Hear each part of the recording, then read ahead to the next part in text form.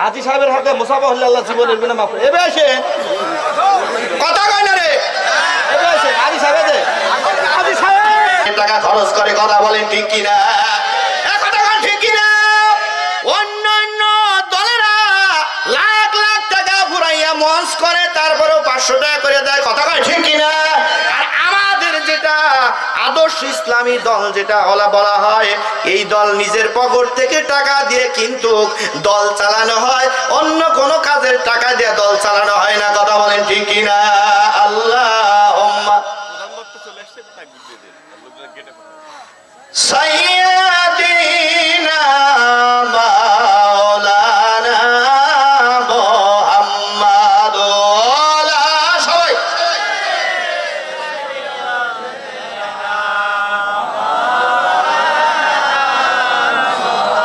আল্লাহুম্মা সাল্লি আলা সবাই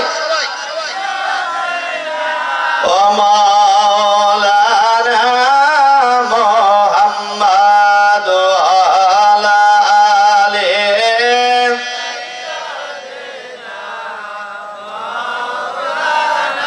লিল্লাহি তাকবীর।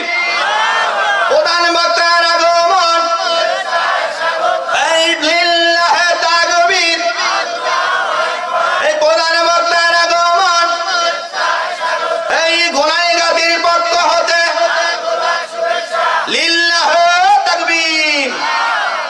এদিকে লক্ষ্য করুন সোনার মানিকের আব্বা জানাবে আলোচনার দিকে চলে যাব রে।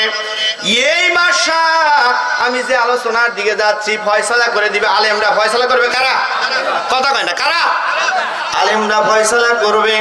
বাদশা শাহজাহান চোখের পানি ছেড়ে দিয়ে সকালবেলা ইমাম সাহেবকে ডাক দিলে, ইমাম সাহেব আসেন, এদিকে আসেন। কারণ ইমাম সাহেবের মূল্য কিন্তু বাংলাদেশে দেওয়া হয় না। কথা কন ঠিক কিনা? একটা বার আসতে দাও ইমামরাই, এই রাষ্ট্রটা আল্লাহর পক্ষ থেকে চালানোর সুযোগ আসতেছে কিনা? কথা কয় না ঠিক কিনা? সোনার মানিকেরা আব্বা জানেরা ভাই জানের দিকে লক্ষ্য করুন। বাদশা শাহজাহান চোখের পানি ছেড়ে দিয়ে যখন লক্ষ্য করে বলতেছে, আমি টুকটুক করে চলে গেলাম একজন আলেমের কাছে। আলেম হযরতে নিজামউদ্দিন আউলিয়া হুজুরের কাছে গেলেন। যাওয়ার পরে বলছে, হুজুর আমার মসজিদটা বাঁকা হয়েছে, তাহলে আমার মসজিদটার নামাজটা কি হচ্ছে না কবুল? কথা কয় না কি হচ্ছে না? কবুল হচ্ছে না। তাহলে হুজুর সিস্টেম কি?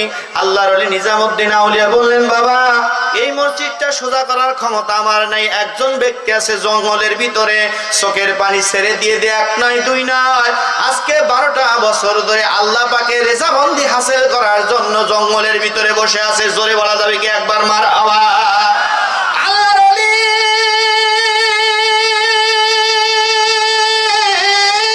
বাদশা হারুন আর রশিদ হযরতে শাহজাহান এবার টুকটুক করে খানা পানি নিয়ে টুকটুক করে রওনা করার পরে একদিন যায় দুদিন যায়, লক্ষ্য করে সোনার মানিকের আব্বা জানেরা ভাই জানেরা কোনো জায়গায় পাওয়া যায় না, কোনো জায়গায় পাওয়া যায় না। হঠাৎ করে লক্ষ্য করে দেখলেন একজন ব্যক্তি চোখের পানি ছেড়ে দিয়ে কান্দে মালিকের কাছে। আমরা চাইবো কার কাছে? সরে কয় না চাইবো কার কাছে? আল্লাহর কাছে চাইতে হবে।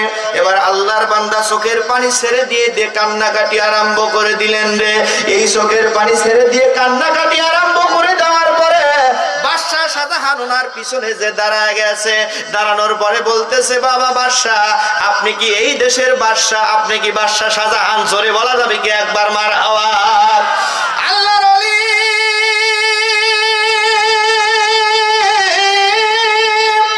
বাদশা শাহজাহান চোখের পানি ছেড়ে দিয়ে বলে, এই লোকটার চেহারার দিকে তাকায় আমি লক্ষ্য করে দেখি, এই লোকটার চেহারা আল্লাহর নূর চমকায়। জোরে বলা যাবে কি একবার মারহাবা?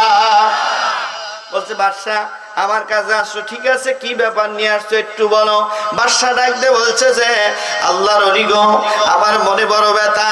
আমার মসজিদ তৈরি করেছি, মসজিদ তৈরি করার পরে আমার মসজিদটা একটু বাঁকা হয়েছে। আমরা এক নয় দুই নয় আজকে 3টা যাব জুমা ধরে নামাজ পড়তেছি, কিন্তু আল্লাহর দরবারে কবুল হচ্ছে না। বাদশা ডাকতে বলতেছে, বলার পরে এই আল্লাহর বান্দা হারবে শাহ বলতেছে, বাবারে আপনার মসজিদটা কস হয়েছে, আপনি মেহেরবানি করে দয়া করে মসজিদটা ভেঙে ফেলুন। আল্লাহর ওলি ডাকতে বলেন,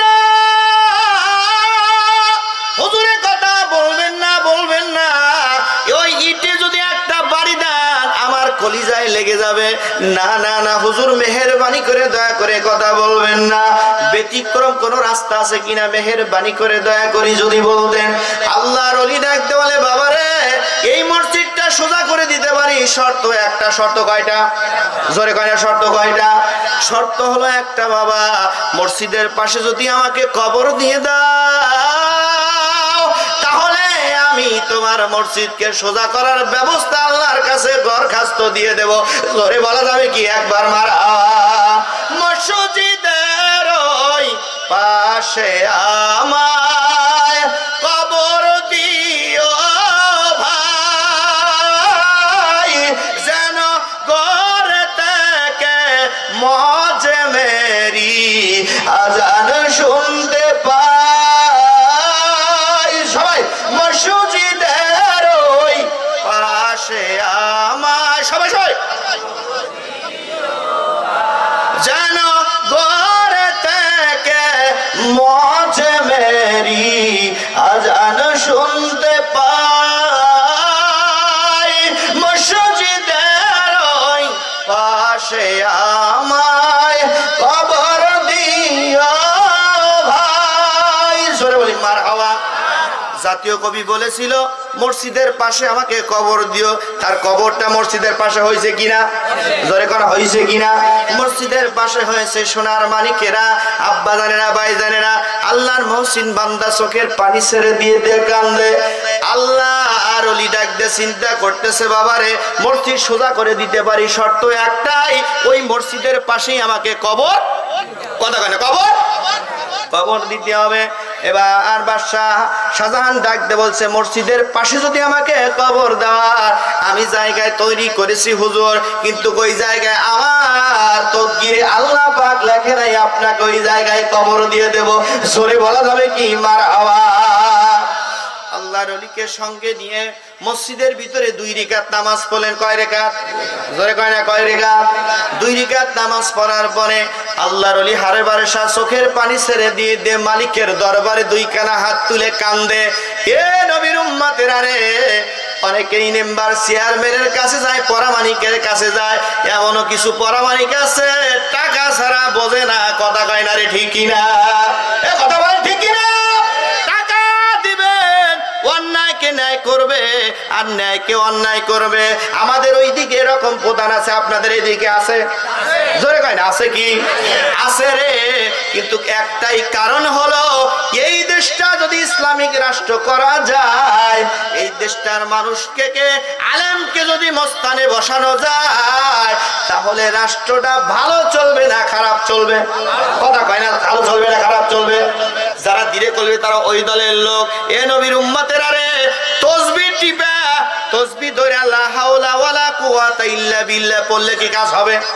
কথা কয় না রে, জবান কি বন্ধ হয়েছে? কারণ আপনার মূল টাঙ্কির ভিতরে কুত্তা বসা আছে, কুকুর বসা আছে। আপনি যদি চিন্তা করেন আমি তসবিহ ধরে এই যেখানে ওযু করব ওই জায়গায় যদি বারবার তসবিহটা নিয়ে আল্লাহ হাওলা ওয়ালা কুওয়াতা ইল্লা বিল্লাহ বলি, কাজ হবে? কাজ হবে কি? কখনো সম্ভাবনাই নাই। কারণ হলো মূল টাঙ্কি থেকে কুকুর পচা ফালাতে হবে, তারপরে লা হাওলা পড়তে হবে। কথা বলেন ঠিক কিনা? আমাদের সংসার যেখানে ওই জায়গায় যদি হকখানি আলেমেরা বসতে পারে, আল্লাহর কোরআনের দ্বীনকে প্রসার করতে একটা সেকেন্ডও সময় লাগবে না। কথা বলেন ঠিক কিনা? ঠিক কিনা?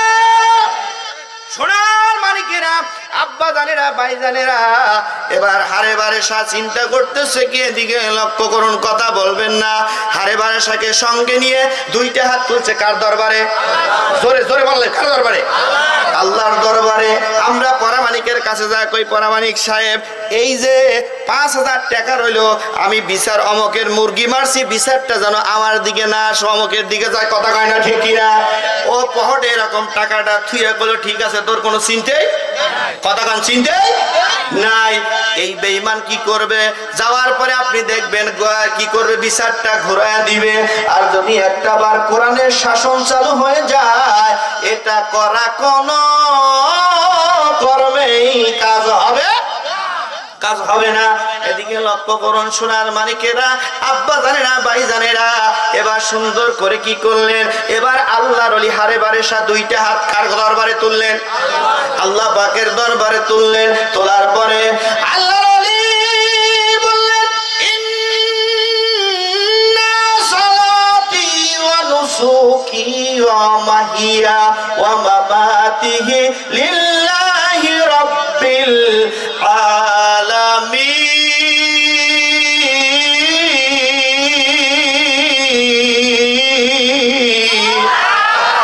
আল্লাহ বললেন নিশ্চয়ই, আবার আল্লাহ বলতেছে আমি রাজে, নিশ্চয়ই আমার নামাজ, আমার রোজা, আমার কুরবানি, আমার সমাজ, আমার গ্রাম, আমার পোস্ট অফিস, আমার সবকিছু এক